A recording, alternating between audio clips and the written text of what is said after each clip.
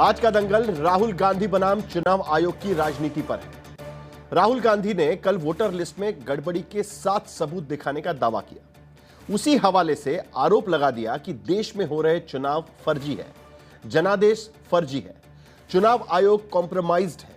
चुनाव आयोग कहता है कि अगर राहुल को वोटर लिस्ट में गड़बड़ी मिली है तो उसे दुरुस्त कराने के लिए हलफनामा दें, वरना झूठ फैलाने के लिए देश से माफी मांग लें। अब राहुल हलफनामा नहीं दे रहे। चुनाव आयोग गलती नहीं मान रहा है। देश की जनता पूरी तरीके से भ्रम में है। राहुल का दावा सही है या सिर्फ राजनीतिक आरोप है, इस भ्रम में कोई दूर नहीं कर रहा है। इस भ्रम को भी कोई दूर करने की कोशिश नहीं कर रहा है। आज तक के संवाददाताओं ने बेंगलुरु, लखनऊ और मुंबई में जाकर इस भ्रम को दूर करने की कोशिश की है। वहां सच भी मिला है, लेकिन वो अधूरा है। चूंकि यह मामला भारतीय लोकतांत्रिक और संवैधानिक संस्थान की निष्पक्षता पर उठाए गए सवालों का है, इसलिए पूरा सच चुनाव आयोग ही सामने रख सकता है। क्योंकि अगर राहुल गांधी के आरोपों से पता चलता है कि वोटर लिस्ट में गड़बड़ी है, तो उसे दुरुस्त करने की बड़ी जिम्मेदारी सिर्फ और सिर्फ चुनाव आयोग पर ही है। लेकिन यह आरोप लगा देना कि देश में हो रहे चुनाव ही फर्जी है, इन चुनावों के नतीजे फर्जी है, यह भारतीय लोकतंत्र पर कीचड़ उछलना है। लेकिन सवाल अब संवैधानिक संस्थाओं की मंशा पर उठाए जाने लगे, जिसमें विपक्ष कहता है कि उसे मतदान का सीसीटीवी फुटेज जानबूझकर नहीं दिया जा रहा है और 45 दिनों बाद सबूत मिटा दिए जा रहे हैं। तो क्या यह सिर्फ कांग्रेस के लिए है या फिर सभी दलों के लिए सवाल है? क्योंकि बाकी लोग भी जब मांगेंगे तो 45 दिन के बाद उन्हें भी वो सबूत नहीं मिल पाएंगे। ऐसे तमाम सवाल हैं जिन पर आज के दंगल में हम चर्चा करेंगे, लेकिन पहले यह रिपोर्ट देखते हैं। Booth number 116 Karnataka in the assembly, जिनकी फोटोग्राफ नहीं है और या फिर दिखाई नहीं देती। मेरी बात याद रखना, सियासत की साजिश में लोकतंत्र बदनाम है। नाम संविधान की हिफाजत का, मगर क्या उसी पर हो रहा हमला? क्योंकि ये सत्ता का संग्राम है। दिल्ली से बेंगलुरु तक राहुल गांधी चुनाव आयोग के वजूद, वकार और जमहूरियत से वफादारी पर कीचड़ उछाल रहे हैं, सवाल उठा रहे हैं, संदेह जता रहे हैं, धमकियां दे रहे हैं।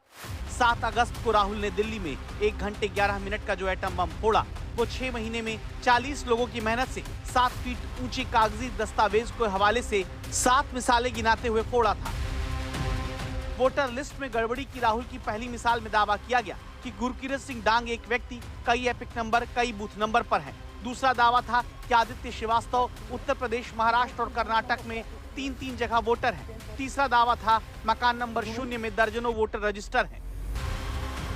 चौथा दावा था कि एक कमरे में मकान में 80 वोटर दर्ज हैं। पांचवा दावा था रिवरी क्लब में 68 वोटर दर्ज हैं। छठा दावा था वोटर लिस्ट में या तो फोटो नहीं है या छोटी है। और 7वां दावा था कि बुजुर्ग वोटर 2 महीने में 2 बार न्यू वोटर बनी है। राहुल के 7 दावे से मूल रूप से सवाल ये उठे कि बेंगलुरु की वोटर लिस्ट में गड़बड़ी है, मतलब वोटर के नाम में गड़बड़ी है, पहचान में गड़बड़ी, पते में गड़बड़ी, तस्वीरों में गड़बड़ी और एक वोटर कई जगह रजिस्टर है। तो मूल सवाल यह आता है कि वोटर लिस्ट में गड़बड़ी है। लेकिन जिस तरह राहुल ने 7 मिसालों का हवाला देकर लाखों मतदाताओं के जनादेश और पूरे जमहूरी निजाम की नीयत पर सवाल खड़े किए, आज तक ने राहुल के तमाम दावों से 2 दावों का फैक्ट चेक किया। राहुल ने बेंगलुरु के मुन्नी रेड्डी गार्डन मकान नंबर 35 में 80 वोटर रजिस्टर होने का आरोप लगाया था और लखनऊ के आदित्य श्रीवास्तव को 3 जगह का वोटर बताया था। आज तक की टीम बेंगलुरु के मुन्ना रेड्डी गार्डन मकान नंबर 35 पहुंची, जहां एक कमरे में पश्चिम बंगाल के रहने वाले दीपांकर 1 महीने पहले से किराए पर रहते हैं। इस मकान में रहने वाले अन्य राज्यों के प्रवासी मजदूर आते जाते रहते हैं। मकान मालिक बीजेपी को वोट देते रहे हैं, लेकिन उन्हें नहीं पता था कि उनके मकान के नाम पर 80 मजदूरों ने वोटर कार्ड बनाया है। वे उनके घर पहुंचे। यही आदित्य श्रीवास्तव का घर है। आज तक की एक टीम लखनऊ भी पहुंची। यहाँ रहने वाले आदित्य श्रीवास्तव का नाम बेंगलुरु की वोटर लिस्ट में था। लखनऊ में आदित्य के पिता के नाम वाला मकान मौजूद है। मकान में किराएदार रहते हैं। आदित्य पढ़ाई के वक्त से ही मुंबई रहते थे, फिर बेंगलुरु शिफ्ट हो गए। आदित्य के पिता का निधन हो चुका है। राहुल गांधी की तमाम मशक्कत और दस्तावेज की दावे के बाद जो तथ्य सामने आए हैं, उससे ये शक होता है कि वोटर के नाम में गड़बड़ी है, लेकिन ये पुष्टि नहीं होती कि वोटर ने मतदान किया या नहीं। ये शक होता है कि वोटर की पहचान में गड़बड़ी है, लेकिन ये पुष्टि नहीं होती कि वोटर ने किस दल को वोट डाला। ये शक होता है कि वोटर का पता गड़बड़ है, लेकिन ये पुष्टि नहीं होती कि ये किस दल के बूथ लेवल एजेंट की साजिश है। ये शक होता है कि एक वोटर कई जगह रजिस्टर है, लेकिन ये पुष्टि नहीं होती कि ये चुनाव आयोग की ही साजिश है। और ये तो बिल्कुल पुष्टि नहीं होती कि तमाम साजिश करके भी अगर वोट बढ़ाए गए तो उससे सिर्फ बीजेपी को फायदा हुआ, क्योंकि बीजेपी महाराष्ट्र की मिसाल देती है, जहां जहां वोटर बढ़े वहां इंडिया गठबंधन की जीत हुई। बीजेपी नेता भूपेंद्र यादव ने महाराष्ट्र विधानसभा की 53 सीटों का ब्यौरा लेकर गिनाया है कि पिछले महाराष्ट्र विधानसभा चुनाव में विधानसभा सीट नंबर 149 पर वोट बढ़े 41,000, सीट जीती पवार की पार्टी एनसीपी। सीट नंबर 137 पर वोट 37,000 बढ़े, सीट समाजवादी पार्टी जीती। सीट नंबर 197 पर 23,000 वोट बढ़े, सीट शिवसेना यूबीटी जीती। सीट नंबर 96 पर 15,000 वोट बढ़े, सीट शिवसेना यूबीटी जीती। सीट नंबर 245 पर 15,000 वोट बढ़े, सीट शरद पवार की पार्टी जीती। सीट 247 पर 11,000 वोट बढ़े, शरद पवार की पार्टी जीती। सीट 56 पर 23,000 वोट बढ़े, सीट कांग्रेस ने जीती। सीट नंबर 57 पर 23,000 वोट बढ़े, सीट कांग्रेस ने जीती। सीट नंबर 287 पर 11,000 वोट बढ़े, सीट शरद पवार की पार्टी जीती। डुप्लीकेशन है तो उसका इन्वेस्टिगेशन कौन करेगा? चुनाव आयोग करेगा। तो चुनाव आयोग की प्रक्रिया में सबको शामिल होना चाहिए। वो ये तो बताएं जहां पर 30,000, 40,000, 35,000 वोट बढ़ रहे हैं वहां उनका गठबंधन क्यों जीत रहा है?